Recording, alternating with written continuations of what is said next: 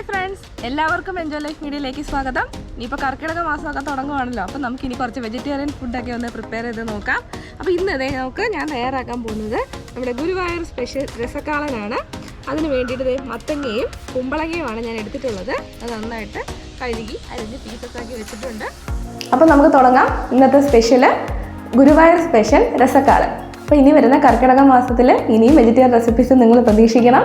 Follow ചെയ്യുക, മറക്കാതെ അതൊക്കെ ഒന്ന് ചെയ്ത് നോക്കുക. അപ്പോൾ നമ്മുടെ ഇന്നത്തെ റെസിപ്പി എങ്ങനെയാണെന്ന് നമുക്ക് നോക്കാം. അപ്പോൾ നമ്മൾ ആദ്യമേ ഞാൻ പറഞ്ഞു, നമ്മൾ ചൂട് കെട്ടുള്ളൊരു പാത്രത്തിൽ എന്താ എടുക്കേണ്ടത്, മത്തങ്ങയും കുമ്പളങ്ങയാണ് ചെറിയ കഷ്ണങ്ങളാക്കി മുറിച്ച് വെച്ചിട്ടുള്ളത്. നമ്മുടെ അളവിനനുസരിച്ച് നമുക്ക് എടുക്കാം. അപ്പോൾ ഞാനിന്ന് കുറച്ച് ക്വാണ്ടിറ്റി കൂട്ടിയാണ് എടുത്തിട്ടുള്ളത്. ആദ്യം നമുക്കതിലേക്ക് കുറച്ച് മഞ്ഞൾപ്പൊടി ചേർത്ത് കൊടുക്കാം. ഏകദേശം ഒരു ടീസ്പൂണോളം മഞ്ഞൾപ്പൊടി. ഇനി നമുക്ക് വേണ്ടത് മുളക് പൊടിയാണ്. നമ്മൾ പച്ചമുളക് ഇതിലേക്ക് ചേർക്കും, അപ്പോൾ അധികം മുളക് പൊടിയുടെ ആവശ്യമില്ല. എന്നാലും ഒരു 1.25 ടീസ്പൂൺ മുളക് പൊടി. ഇനി അതിലേക്ക് ഞാൻ ചേർക്കുന്നത് ഒരു 1/4 ടീസ്പൂൺ ഉലുവാപ്പൊടിയാണ്. 1/4 ടീസ്പൂൺ മതിയാവും. ഇനി അതിലേക്ക് ഒരു 1/2 ടീസ്പൂൺ ജീരകം പൊടിച്ചതാണ്, അതും കൂടി ചേർത്ത് കൊടുക്കാം. ഇനി ഞാൻ ചേർക്കാൻ പോകുന്നത് പച്ചമുളകാണ്. നമ്മുടെ എരിവിനനുസരിച്ചിട്ട് പച്ചമുളക് ചേർക്കാം കേട്ടോ. ഞാനൊരു 4-5 പച്ചമുളക് എടുത്തിട്ടുണ്ട്. ഇനി നമുക്ക് അതിലേക്ക് വേണ്ടത് വറ്റൽമുളക് ഒന്ന് ചതച്ചെടുത്തതാണ്, അതൊരു 2 ടീസ്പൂൺ ചേർത്ത് കൊടുക്കാം. പിന്നീട് ആവശ്യത്തിനുള്ള ഉപ്പ് ചേർക്കാം. ഇനി ഇതിലേക്ക് ഞാൻ ചേർക്കാൻ പോകുന്നത് തൈരാണ്. 1 കപ്പ് തൈര് ഞാൻ ചേർക്കുന്നുണ്ട്. വെള്ളമൊന്നും ചേർക്കാത്ത തൈരാണ് കേട്ടോ. നമുക്കിതെല്ലാം കൂടി ഒന്ന് മിക്സ് ചെയ്ത് കൊടുക്കാം. ഇതുവരെ നമ്മൾ തീയൊന്നും കത്തിച്ചിട്ടില്ല. ഇനി നമുക്കിത് വേവാൻ ആവശ്യത്തിനുള്ള വെള്ളം വേണം. ഞാൻ തൈരെടുത്ത അതേ പാത്രത്തിൽ തന്നെ അത്രയും തന്നെ വെള്ളം ഒഴിക്കുന്നുണ്ട്. ഇനി ഇത് നമുക്ക് നന്നായിട്ടൊന്ന് വേവിച്ചെടുക്കാം. അതിന് മുന്നേ നമുക്ക് കുറച്ച് കറിവേപ്പില കൂടി അതിലേക്ക് ചേർത്ത് കൊടുക്കാം.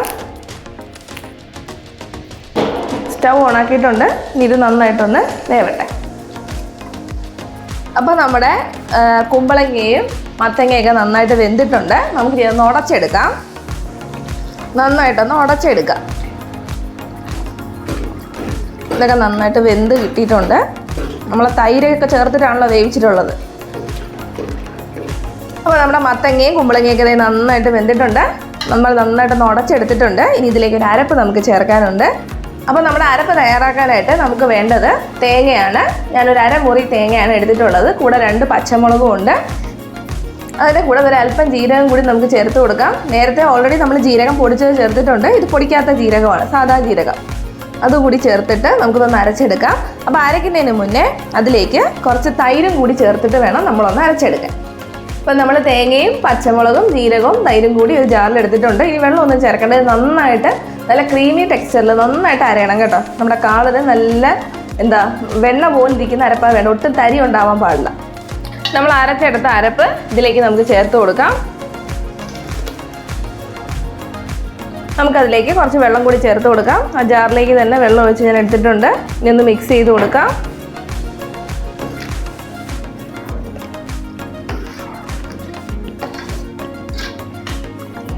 നമ്മളൊന്ന് മിക്സ് ചെയ്തിട്ടുണ്ട്. കുറച്ചും കൂടി നമുക്ക് വെള്ളം ചേർത്ത് കൊടുക്കാം. ആ തൈരെടുത്ത് അതേ പാത്രത്തിൽ തന്നെ ഞാൻ വെള്ളം എടുത്തിട്ടുണ്ട്.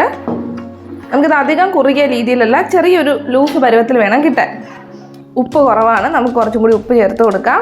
തൈര് ചേർക്കുമ്പോൾ ഉപ്പ് ഇച്ചിരി കുറയും, അപ്പോൾ നമ്മൾ ആവശ്യത്തിന് പിന്നെ ചേർത്ത് കൊടുത്താൽ മതി. നമ്മൾ അരപ്പ് ചേർത്തിട്ടുണ്ട്. അത് ജസ്റ്റ് ഒന്ന് തിളച്ച് വന്നാൽ മതി, ഒരുപാട് സമയമൊന്നും വേണ്ട. അപ്പോൾ അപ്പോഴത്തേക്കും നമുക്കത് താളിക്കാനുള്ള കാര്യങ്ങൾ ചെയ്യാം. കുറച്ച് എണ്ണ നമുക്ക് ആദ്യമേ ഒഴിച്ച് കൊടുക്കാം.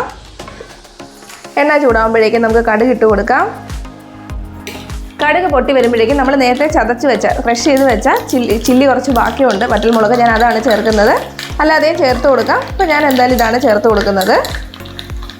അതിൻ്റെ കൂടെ തന്നെ നമുക്ക് കുറച്ച് കറിവേപ്പില കൂടി ഇട്ട് കൊടുക്കാം.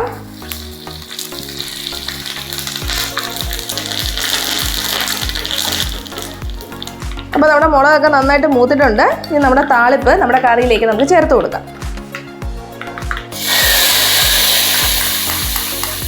കണ്ടോ, അതിനകത്ത് തിളയൊക്കെ വന്നിട്ടുണ്ട്. ഇനി ഒന്ന് ഇളക്കി കൊടുക്കാം. അപ്പം നമുക്ക് ഫൈനലായിട്ട് കുറച്ച് കറിവേപ്പില കൂടി അതിൻ്റെ മേലിൽ ഇട്ട് കൊടുക്കാം. അപ്പം നമ്മുടെ രസക്കാളൻ തയ്യാറായിട്ടുണ്ട്. നമുക്കിനി ഫ്ലെയിം ഒന്ന് ഓഫ് ചെയ്യാം. വീഡിയോ എല്ലാവരും കണ്ടല്ലോ. റെസിപ്പി എല്ലാവർക്കും ഇഷ്ടപ്പെട്ട് കാണുമെന്ന് വിശ്വസിക്കുന്നു. അടിപൊളി ടേസ്റ്റാണ്, നല്ല വെജിറ്റേറിയൻ റെസിപ്പിയാണ്. അപ്പോൾ നമ്മുടെ കർക്കിടക മാസമല്ലേ, അപ്പോൾ നമ്മൾ ഫുൾ ഒരു വെജിറ്റേറിയൻ ഡിഷസുമായിട്ട് ഇനിയും വരുന്നതായിരിക്കും. Stay tune. പുതിയൊരു വീഡിയോയുമായി നമുക്ക് വീണ്ടും കാണാം. അതുവരെ ബൈ ബൈ.